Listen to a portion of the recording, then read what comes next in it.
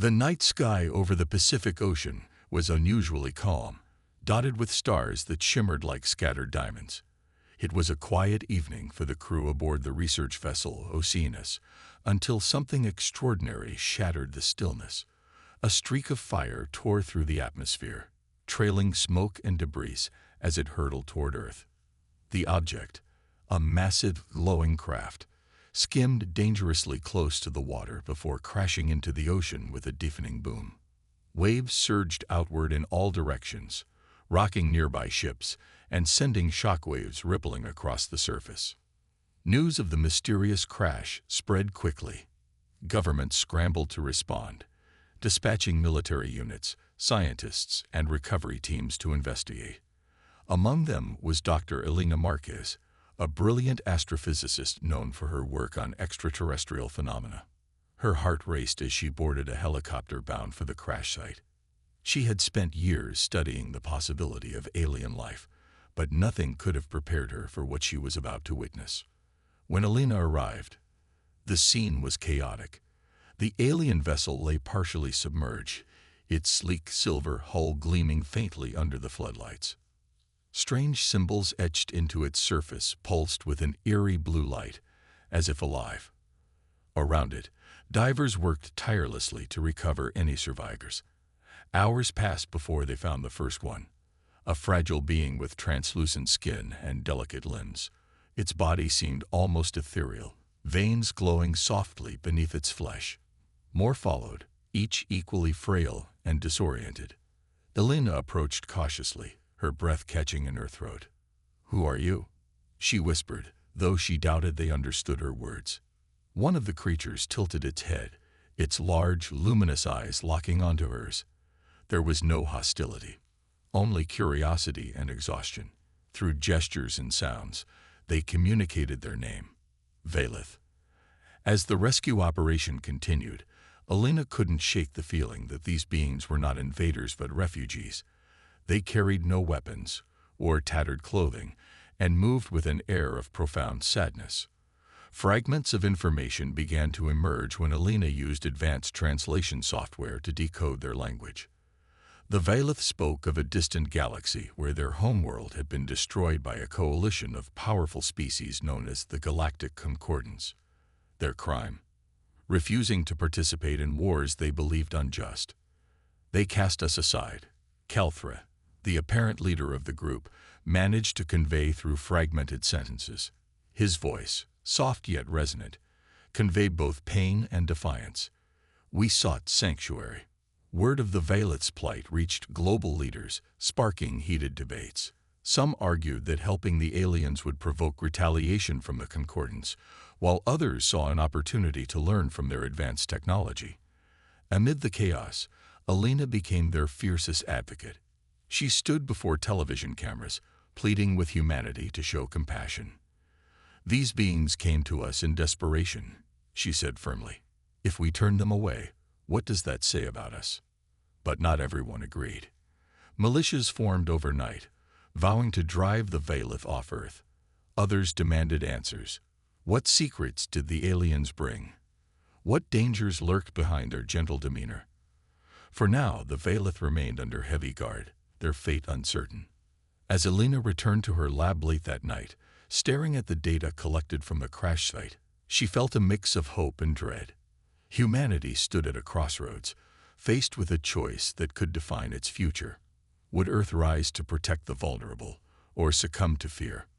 Far above, unseen by human eyes, a shadow lingered among the stars, a harbinger of the storm to come. The discovery of the Valeth sent shockwaves across the globe, igniting fierce debates that split humanity into two opposing camps.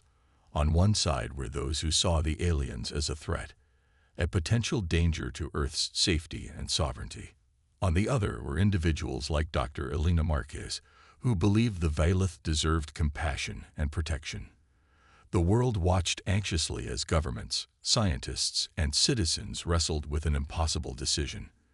Should they help these fragile refugees or cast them out? News outlets buzzed with speculation. Headlines screamed questions like, "Are we ready for alien contact?" And "Will protecting them put us in danger?" Social media exploded with opinions, ranging from heartfelt pleas for kindness to angry rants about self-preservation. Protesters gathered outside government buildings, holding signs that read everything from "Save the Violet" to "Protect Humanity First." The divide grew wider by the day. At the United Nations headquarters in New York City, world leaders convened for an emergency summit. Tensions ran high as representatives argued over what to do next. Some nations, particularly smaller ones, supported aiding the Valeth, citing moral obligations and the chance to learn from their advanced knowledge. Others, especially powerful countries with strong militaries, feared retaliation from the Galactic Concordance. "If we protect them," warned General Carter Hayes of the United States, "we risk making enemies of an entire galaxy."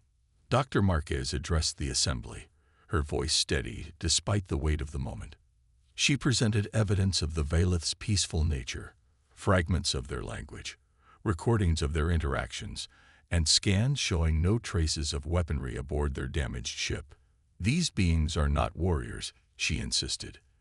"They're survivors fleeing unimaginable horrors. Turning them away would be a betrayal of everything we claim to stand for as a species." Her words resonated with many, but skepticism remained. Critics pointed out that humanity barely understood the Valeth's technology, which could pose hidden risks. Others questioned whether Earth had the resources to care for thousands of alien refugees when so many human problems still went unsolved. "We can't even fix our own planet," scoffed Ambassador Yuri Kozlov of Russia. "How can we take responsibility for theirs?" Public opinion shifted daily. In some cities, volunteers organized food drives and clothing donations for the Valeth, while in others, angry mobs vandalized makeshift shelters where the aliens were being housed. Fear spread like wildfire, fueled by rumors and misinformation. Conspiracy theories claimed the Valeth were spies sent to infiltrate Earth, or worse, that they carried diseases lethal to humans. Though none of these claims were proven, they planted seeds of doubt in people's minds. Amidst the chaos, Alina worked tirelessly to bridge the gap between humans and Valeth. With the help of Kalthra, the Valeth leader, she began teaching both groups basic phrases in each other's languages. Slowly, trust started to form.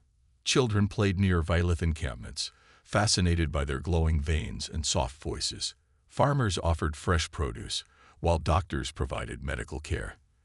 These small acts of kindness gave Alina hope, but she knew the larger battle was far from won. One evening, as Alina reviewed data on the Valeth's technology, she stumbled upon something remarkable. Hidden within their damaged equipment were blueprints for devices capable of generating clean, limitless energy. If harnessed correctly, this technology could solve Earth's energy crisis overnight. Her heart raced at the implications. Could this discovery sway the undecided? Or would it only deepen fears that the Valeth's presence would disrupt the balance of power? As days turned into weeks, the pressure mounted. Rumors swirled that the Galactic Concordance might already know the Valeth had come to Earth, and that they wouldn't hesitate to destroy anyone harboring them. For now, humanity clung to uncertainty, torn between fear and hope. But one thing was clear: whatever choice Earth made, it would change the course of history forever. In the quiet moments between meetings and protests, Alina often found herself gazing at the stars. Somewhere out there, forces far greater than humanity loomed, watching and waiting. And yet, here on Earth, fragile bonds of trust were beginning to take root. Perhaps, she thought, that was enough to start building a better future for both species. As Dr. Alina Marquez delved deeper into the Valeth's history, she uncovered fragments of a story so harrowing it left her shaken. The aliens, though fragile and peaceful, carried within them the scars of unimaginable suffering. Through broken sentences and haunting images projected by Kalthra, their leader, Alina pieced together the truth about their downfall. It was a tale of betrayal, persecution, and survival that painted a grim picture of the galaxy beyond Earth. Kalthra sat cross-legged on the floor of a makeshift shelter, his glowing veins dimmed with exhaustion. Around him, other Valeth rested quietly, their translucent bodies flickering faintly in the artificial light. Alina knelt beside him, her tablet recording every word he shared. "Our people," Kelthra began, his voice soft but heavy with sorrow, "once thrived among the stars. We built cities without walls, shared knowledge freely, and lived in harmony with all life. But harmony had not been tolerated by others. According to Kelthra, the Galactic Concordance, a coalition of powerful species, had demanded the Valith join their ranks during a time of galactic war. When the Valith refused, citing their belief in peace over violence, they were labeled cowards. "They called us weak," Kelthra said, his luminous eyes clouding with pain. "Weak because we chose diplomacy over destruction. Weak because we valued life above conquest." What followed was nothing short of genocide. Entire planets inhabited by the Valith were razed, civilizations erased, as if they had never existed. Their homeworld, a lush paradise teeming with biodiversity, was reduced to ashes. Those who survived fled across the galaxy, seeking refuge wherever they could find it. But no one wanted them, not even species who claimed to value justice. "We became ghosts," Kelthra whispered. "Unwanted. Forgotten." Alina listened intently, her heart aching for these gentle beings. She couldn't help but draw parallels to humanity's own history, stories of exile, oppression, and resilience. Yet this wasn't just a lesson from the past. It was a warning. Kelthra revealed something chilling. The Concordance wasn't content to let the Valith disappear quietly. They hunted them relentlessly, determined to erase every trace of their existence. And now, Earth might already be on their radar. The implications weighed heavily on Alina. If the Concordance discovered the Valith here, what would stop them from attacking Earth? Would humanity pay the ultimate price for its compassion? These questions haunted her as she shared the findings with President James Callahan and his advisors. In a secure briefing room, Alina presented holographic projections of destroyed Valith cities and data recovered from their damaged ship. The images were devastating. Craters where vibrant ecosystems once thrived, ruins of towering structures now buried under cosmic dust. "This isn't just about protecting refugees," Alina emphasized. "It's about standing up against tyranny. If we turn our backs on the Valith, we're no better than those who destroy them." Not everyone agreed. General Hayes argued that humanity couldn't afford to provoke an enemy so powerful. "We're talking about a force capable of wiping out entire planets," he snapped. "What makes you think we can stand up to them?" But Alina refused to back down. "Because doing nothing is worse," she countered. "If we abandon the Valith, we lose part of ourselves, our humanity." As the debate raged on, Kelthra remained silent, observing the humans with quiet gratitude. He understood their fears but also saw glimpses of hope. In Alina's determination, in the kindness of volunteers offering food and shelter, in the laughter of children playing near his people, he saw courage. Perhaps, he thought, Earth truly was different. That night, Alina stared at the stars again, wondering how much time they had before the shadow of the Concordance fell upon them. For now, humanity stood united in uncertainty, grappling with the weight of its decision. But one thing was certain. The choice they made would shape not only their future, but the fate of two species bound together by fate. It was a crisp morning when Earth's fragile peace shattered under the weight of an ominous arrival. High above the atmosphere, a massive warship descended into orbit, a monolith of steel and light that dwarfed anything humanity had ever seen. Its surface shimmered with alien alloys, reflecting sunlight like a mirror as it cast a shadow over continents below. The Galactic Concordance had arrived. News spread faster than wildfire. Governments scrambled to respond, military forces went on high alert, and civilians stared skyward in awe and terror. Emergency broadcasts blared across televisions and radios, urging calm while preparing for the worst. At the United Nations headquarters, President James Callahan convened an emergency meeting with global leaders. "This is it," he said grimly, his voice steady but laced with tension. "They're here. Dr. Elena Marquez watched from the sidelines, her heart pounding as she listened to the unfolding crisis. The Concordance wasted no time issuing their ultimatum. A holographic projection appeared in major cities worldwide, an enormous figure clad in gleaming armor, its face obscured by a visor-like mask. Admiral Vornax, commander of the Concordance fleet, loomed larger than life, his voice deep and cold, reverberating through every speaker. "Earthlings," he began, his tone dripping with disdain, "you harbor fugitives guilty of crimes against galactic order. Surrender the Valeth within 48 hours or face annihilation." The message sent shockwaves through humanity. Streets erupted in panic, stock markets plummeted, and protests intensified. Some demanded immediate compliance, others vowed defiance. In the chaos, Elena felt a surge of resolve. She turned to Calthra, who stood silently beside her, his glowing veins dimmed with sorrow. "We won't let them take you," she whispered firmly. He nodded, though doubt lingered in his luminous eyes. President Callahan addressed the world later that evening, standing before cameras with unwavering determination. "To the Galactic Concordance," he declared, his voice echoing across nations, "we will not surrender those who seek refuge among us. Earth stands strong, not just for itself, but for justice and compassion." His words ignited hope in some, fear in others. Allies rallied around the decision, while dissenters warned of catastrophic consequences. Behind closed doors, however, the reality was far grimmer. Military leaders gathered in secure bunkers, poring over satellite images of the Concordance warship. It bristled with weapons powerful enough to obliterate entire cities. General Hayes slammed his fist on the table. "We're outgunned, outnumbered, and outmatched," he growled. "What do we even fight with? Spitballs." Elena stepped forward, clutching data files about the Valeth's technology. "We use what they gave us," she said firmly. "Their energy shield designs could protect major cities if we adapt them quickly. And their knowledge of Concordance tactics might give us an edge." Reluctantly, plans moved forward. Engineers worked around the clock to retrofit Earth's defenses using fragments of Valeth tech. Volunteers poured into recruitment centers, eager to defend their planet despite overwhelming odds. Among them was Marcus Reed, a young soldier haunted by memories of his brother lost to war.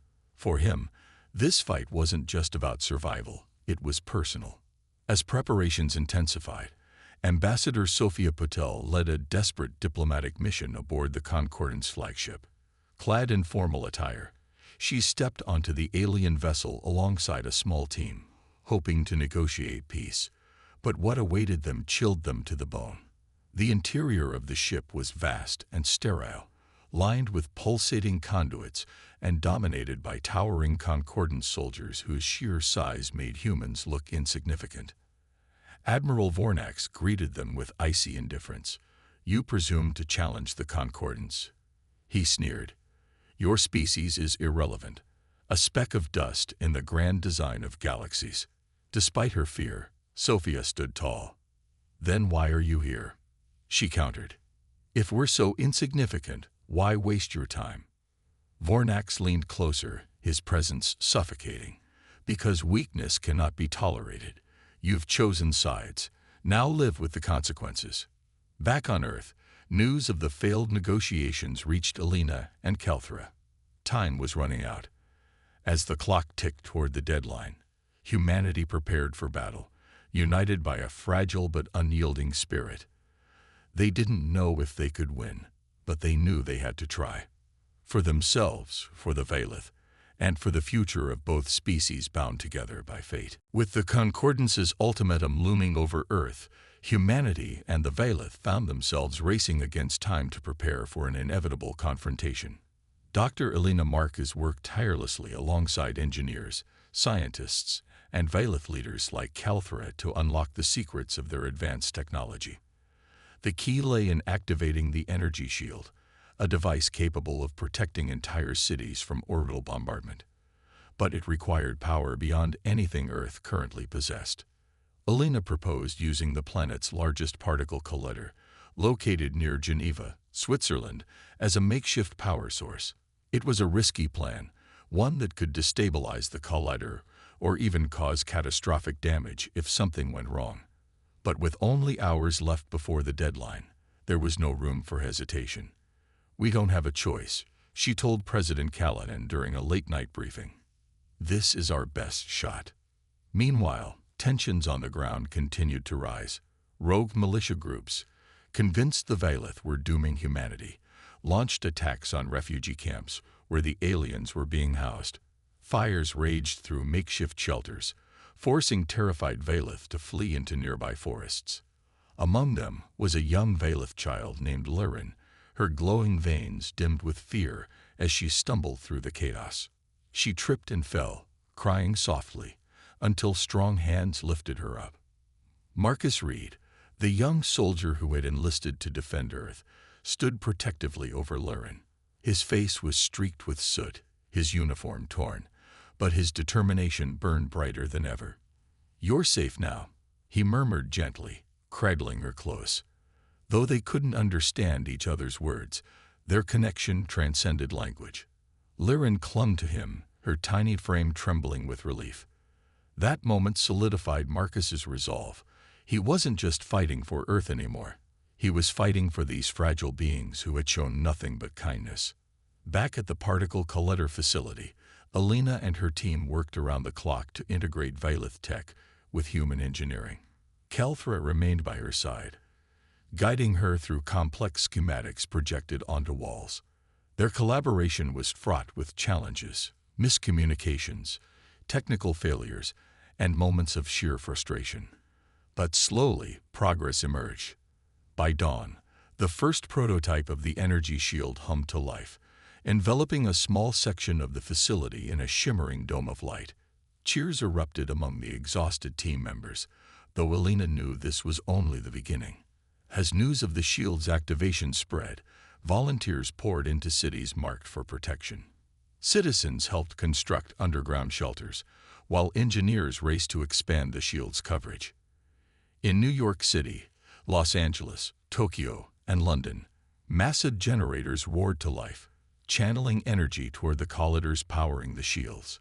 Humanity banded together in ways never seen before, neighbors sharing resources, strangers offering shelter, and communities coming alive with acts of courage and compassion.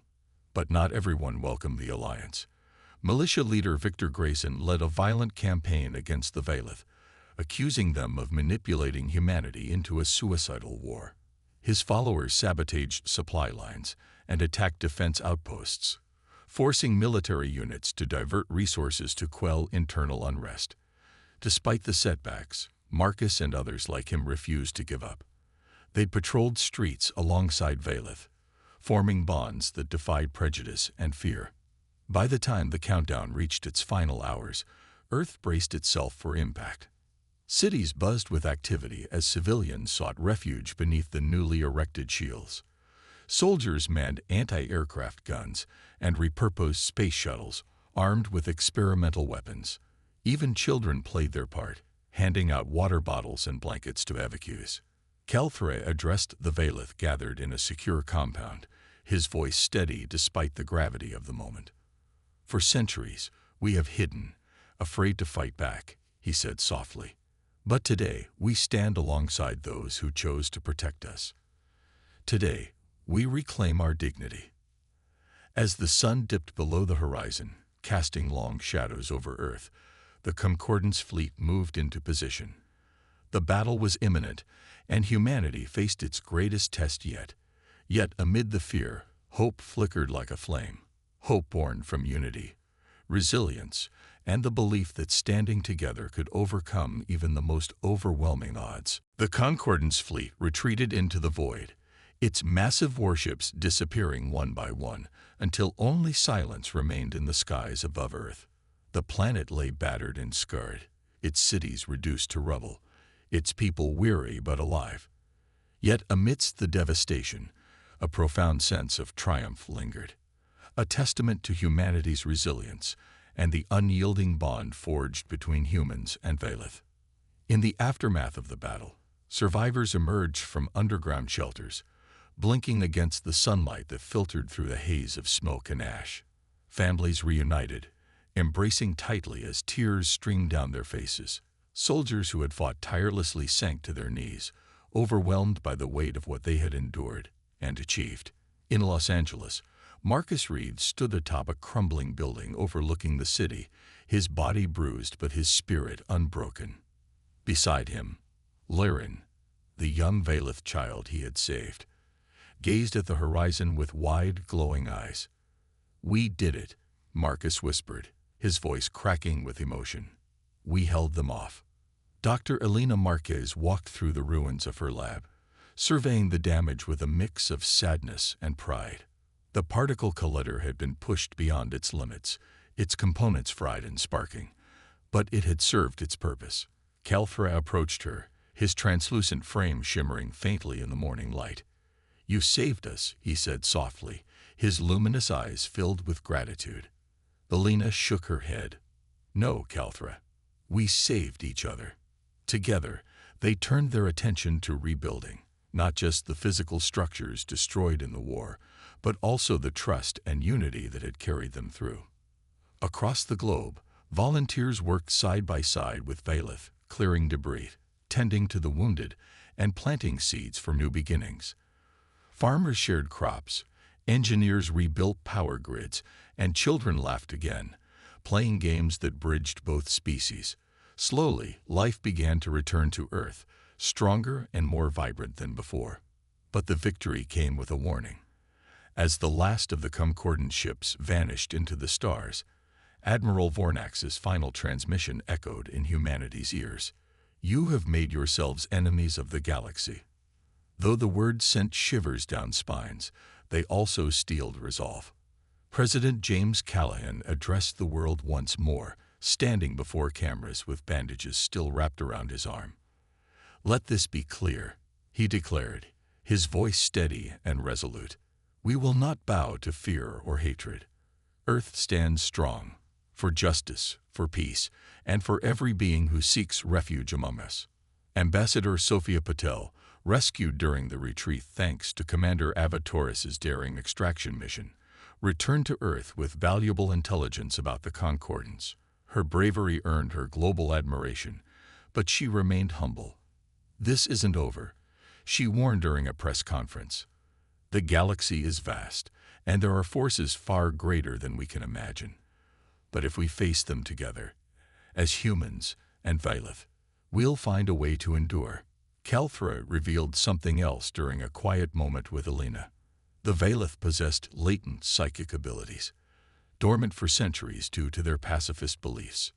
Now, awakened by necessity, these powers could disrupt enemy communications and provide an edge in future conflicts. It was a revelation that sparked hope and caution. Humanity realized that protecting the Valeth meant safeguarding not just their lives, but their unique gifts. As days turned into weeks, the scars of war began to heal. Memorials were erected for those lost, bearing inscriptions in both human languages and Valeth symbols. Beneath the energy shields, which now powered hospitals, schools, and homes, communities thrived. Humanity had learned that strength wasn't measured by weapons or technology. It came from compassion, courage, and unity. One evening, Elena found herself gazing at the stars alongside Calthra. Somewhere out there, shadows lingered, watching and waiting. But here on Earth, fragile bonds of trust had taken root, growing stronger with each passing day. "Whatever comes next," Elena murmured, "we'll face it together." And so, beneath the vast expanse of the cosmos, two species bound by shared struggle looked toward the future, not with fear, but with hope. Together, they vowed to rebuild, to protect, and to stand strong no matter what challenges lay ahead. For the first time, Earth truly felt like home, for everyone. The final hours before the Concordance's deadline passed in a blur of tension and dread. Across Earth, cities buzzed with frenetic activity as humanity prepared for what seemed like an unwinnable fight. Beneath the shimmering energy shields powered by Valeth technology, families huddled together in underground shelters, their faces pale with fear, but lit by flickering emergency lights. Soldiers patrolled streets lined with barricades, their weapons loaded and ready. In command centers around the globe, generals barked orders while technicians monitored screens displaying the ominous silhouette of the Concordance warship looming above. Dr. Elena Marcus stood inside one such command center, her eyes glued to the live feed showing Admiral Vornax's fleet. Her mind raced with calculations. How long could the shields hold? What would happen if they failed?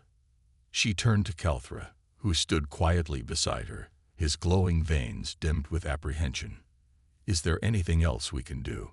she asked softly. He shook his head, his luminous eyes reflecting both gratitude and sorrow. "You've already done so much," he replied. "Now it is up to fate." As the clock struck 0, the Concordance wasted no time. A deafening roar tore through the atmosphere as orbital bombardments rained down upon unprotected areas. Cities outside the shield zones crumbled into rubble, sending plumes of smoke spiraling into the sky. The ground shook violently, and screams echoed through the air. Millions perished in those first devastating moments, leaving behind only ruins and despair. But humanity refused to surrender. Fighter jets screamed into the sky, launching missiles at the Concordance vessels. Cybernetic drones, hastily retrofitted with alien tech, swarmed toward the enemy fleet, attempting to disable their weapon systems. Anti-aircraft guns fired relentlessly, their shells streaking across the heavens like angry stars. For every blow dealt, however, the Concordance retaliated tenfold. Their ships unleashed beams of energy that sliced through buildings and melted steel, turning once thriving metropolises into wastelands. Amid the chaos, Marcus Reed led a group of soldiers defending a critical power station near New York City. Clutching his rifle, he shouted orders to his team as explosions rocked the area. Behind him, several Valeth worked feverishly to maintain the shield generator, their frail bodies trembling under the strain. One of them collapsed, exhausted, and Marcus rushed to help, shielding the alien from falling debris. "We're not losing anyone today," he yelled over the din. His determination inspired his comrades, human and Valeth alike, to push harder despite the odds. In space, Ambassador Sophia Patel's diplomatic mission aboard the Concordance flagship had taken a dark turn. Admiral Vornax dismissed her pleas for peace with contemptuous laughter. "Your species amuses me," he sneered, pacing around the humans like a predator circling its prey. "You cling to ideals of justice and compassion, yet you are powerless." Sophia clenched her fists, refusing to show fear. "Power isn't everything," she shot back. "Strength comes from unity, and you'll never understand that." Back on Earth, President Callahan addressed the survivors via emergency broadcast. His face was weary but resolute as he spoke directly into the camera. "This is our darkest hour," he admitted, "but humanity has faced darkness before. We will endure because we stand together, not just as humans, but alongside the Valeth. Let this be remembered as the day we chose hope over fear." Despite the destruction, small victories began to emerge. A squadron of fighter jets managed to disable one of the Concordance cruisers, sending it spiraling into the ocean.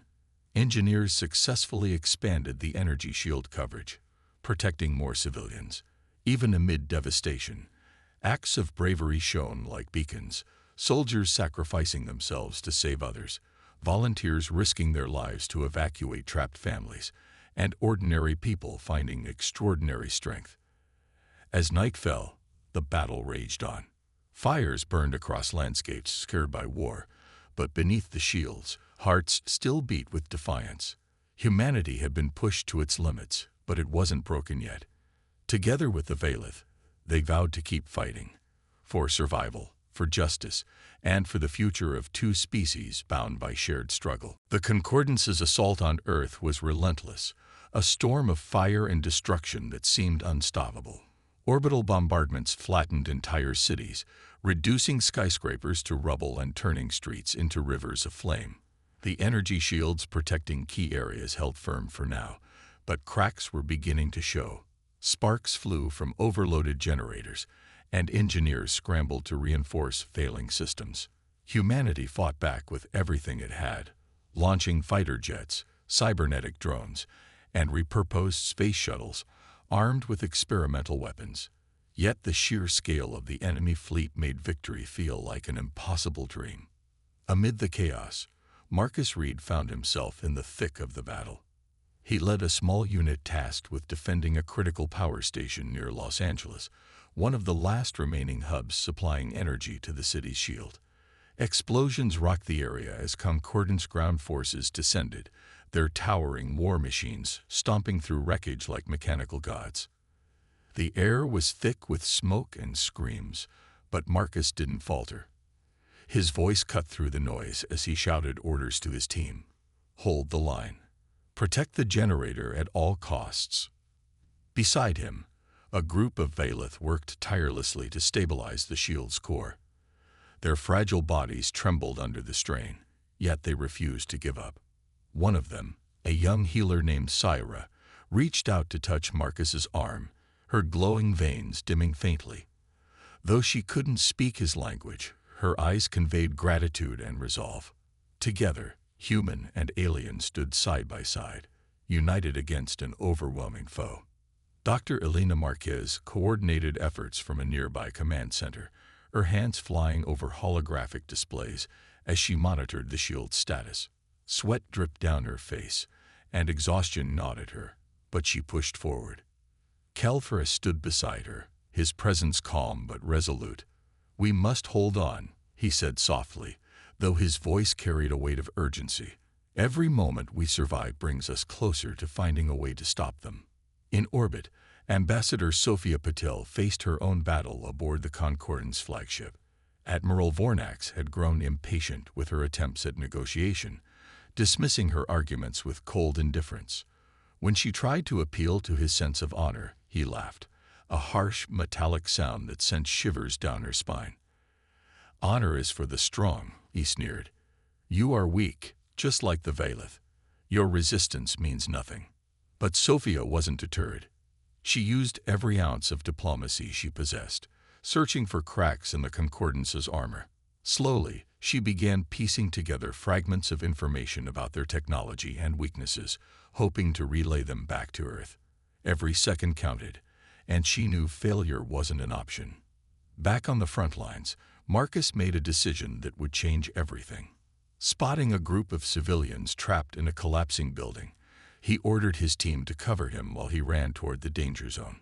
Bullets whizzed past his head, and debris rained down around him. But he pressed on. Reaching the survivors, he ushered them toward safety, shielding them with his body. Just as they reached the edge of the shield perimeter, a massive explosion tore through the structure behind them. The blast threw Marcus off his feet, knocking him unconscious.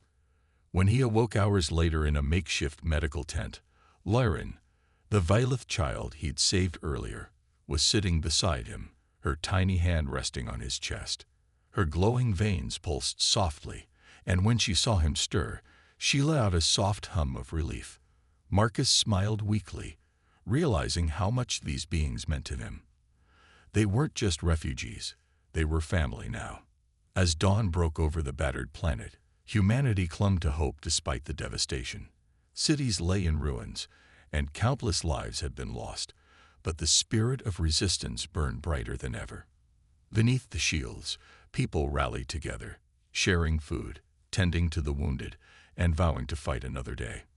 For the first time, humans and Vaylith truly understood what it meant to stand united, not just as allies, but as one species fighting for survival. Though the Concordance still loomed above, its shadow stretched long across the earth. Humanity refused to bow.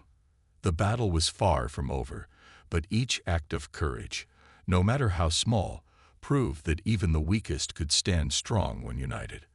And somewhere deep within the hearts of those who fought, a spark of defiance grew into a roaring flame. The battle for Earth reached its breaking point as the Concordance intensified their assault.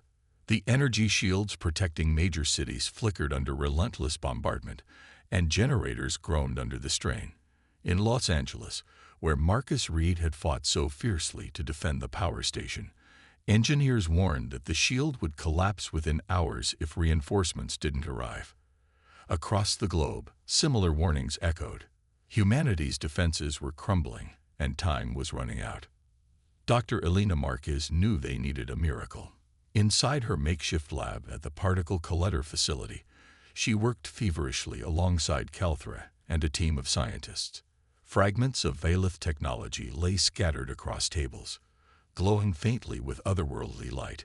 "There has to be something we're missing," Elena muttered, her voice hoarse from exhaustion. Calthra studied the schematics projected onto the wall, his luminous eyes narrowing in thought. Then it hit him. "The core," he said suddenly, turning to Elena. "It needs more than just power. It requires resonance." Elena frowned, trying to grasp what he meant. "Resonance? Like sound waves?" Calthra nodded. "Yes. Our technology responds not only to energy, but also to harmonic frequencies. If you can amplify the right frequency, the shield will stabilize and expand."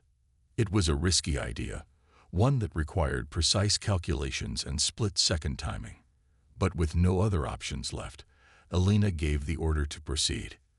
Back on the battlefield, Marcus led a desperate mission to retrieve a critical piece of equipment, a high-frequency emitter salvaged from a downed Concordance drone. The device was located deep within enemy territory, guarded by towering war machines and swarms of ground troops. Armed with little more than courage and determination, Marcus and his squad infiltrated the area under cover of darkness. Bullets whizzed past them, and explosions lit up the night sky, but they pressed forward, driven by the knowledge that failure meant annihilation.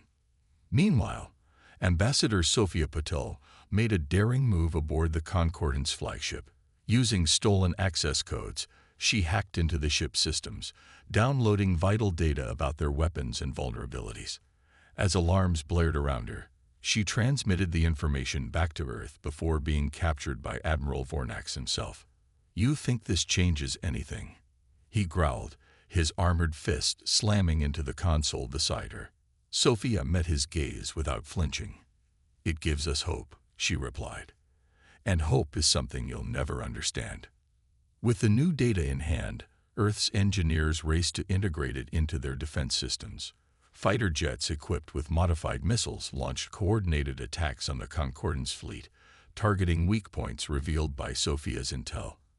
Anti-aircraft guns fired non-stop, their shells piercing through enemy shields for the first time. Slowly, humanity began gaining ground. At the particle collider, Elena activated the high-frequency emitter, sensing it with the shield generator. A low hum filled the air, growing louder as the system stabilized. Then, with a sudden surge of light, the energy shield expanded dramatically, enveloping not just the city but the surrounding areas as well. Cheers erupted among survivors watching from underground shelters, their faces lighting up with relief and disbelief. Calthra turned to Elena, his expression filled with quiet pride. "You've done it," he said softly. But Elena shook her head. "We did it," she corrected. "Together." The expanded shield gave humanity a fighting chance, forcing the Concordance to rethink their strategy. For the first time since the invasion began, Earth stood strong, not because of superior weapons or technology, but because of unity and ingenuity. Beneath the shimmering dome of light, people hugged loved ones, tended to the wounded, and prepared for whatever came next. They had faced unimaginable odds and refused to break. As dawn broke over the horizon, painting the sky in hues of orange and pink, humanity realized something profound. Strength wasn't measured by power alone. It was forged in moments of sacrifice, resilience, and unwavering belief in each other. And though the fight was far from over, they now faced it with renewed determination. Together, humans and Valith had awakened not just a shield, but a spirit that could never be extinguished. With the expanded energy shield holding firm, humanity seized its first real opportunity to turn the tide of the war. The Concordance fleet, caught off guard by Earth's unexpected resilience, scrambled to adjust their strategy. But humanity wasn't waiting. They were taking the fight directly to the enemy. Dr. Elena Marquez and her team worked tirelessly to analyze the data transmitted by Ambassador Sofia Patol before her capture. Hidden within the files was a critical discovery, a vulnerability in the Concordance's central command network. If disrupted, it could disable their entire fleet. However, exploiting this weakness required planting a virus deep within the flagship's core systems, a mission so dangerous it bordered on suicide. Commander Ava Torres, a fearless pilot known for her daring maneuvers, volunteered to lead the infiltration. Alongside her were Marcus Reed and a small squad of soldiers, each handpicked for their skill and determination. "This isn't just about saving Earth," Ava said as they prepared for departure. "It's about proving we won't back down, no matter what." The mission began under cover of darkness. A stealth shuttle, retrofitted with Veilith cloaking technology, slipped through the Concordance blockade undetected. Inside, Marcus clutched a device containing the virus, his knuckles white with tension. Beside him sat Calthra, who had insisted on joining the mission despite his people's aversion to violence. "If I can help tip the scales," he said quietly, "then I must." As they approached the flagship, alarms blared suddenly. Their camouflage had failed. Enemy fighters swarmed toward them, weapons blazing. Ava gritted her teeth, weaving the shuttle through a hailstorm of laser fire. "Hold on," she shouted, pulling into a sharp dive that sent everyone tumbling. Explosions rocked the shuttle, but Ava managed to land it inside the ship's docking bay. The team disembarked quickly, engaging Concordance forces in close quarters. Bullets ricocheted off metal walls as Marcus fired back, covering Calthra as he accessed control panels using fragments of stolen tech. The Veilith leader's hands moved swiftly, bypassing security protocols with astonishing speed. "We're almost there," he called out, sweat beading on his translucent skin. Meanwhile, aboard the flagship's bridge, Admiral Vornax paced furiously, barking orders to his subordinates. When reports came in about an intruder team, his eyes narrowed with suspicion. "Find them," he growled, "and kill them all." Back at the particle collector facility, Elena coordinated efforts remotely, guiding Calthra through encrypted pathways. "You need to reroute the secondary firewall," she instructed over comms. "It's blocking access to the core system." Calthra nodded, his fingers flying across the alien interface. Suddenly, the screen flashed green. Access granted. But victory came at a cost. As Marcus planted the virus device, a massive explosion rocked the corridor behind them. Debris rained down, trapping one of their teammates beneath fallen wreckage. Without hesitation, Marcus ran back to help, dragging the injured soldier to safety even as enemy reinforcements closed in. "Go," Marcus shouted, pushing Calthra toward the escape route. "I'll hold them off." Reluctantly, Calthra obeyed, activating the virus as he fled. On the bridge, Admiral Vornax watched in horror as his ship's systems began shutting down. Lights flickered, weapons powered down, and communication lines went dead. The once mighty flagship drifted lifelessly in space. By the time Calthra and the others reached the shuttle, Marcus stood alone against overwhelming odds. He fired until his rifle clicked empty, then hurled grenades with desperate precision. Just as the enemy closed in, the shuttle returned for him, Ava shouting his name over the roar of engines. Marcus leaped aboard moments before takeoff, collapsing onto the floor as they sped away. As they re-entered Earth's atmosphere, cheers erupted from below. The Concordance fleet, now leaderless and disoriented, began retreating into the void. Humanity had won. For now, beneath the shields, people celebrated cautiously, knowing the galaxy still held dangers beyond imagination. Yet amidst the ruins, hope burned brighter than ever. Together, humans and Veilith had proven that unity could overcome even the strongest adversary. And though scars remained, they faced the future side by side, ready for whatever came next.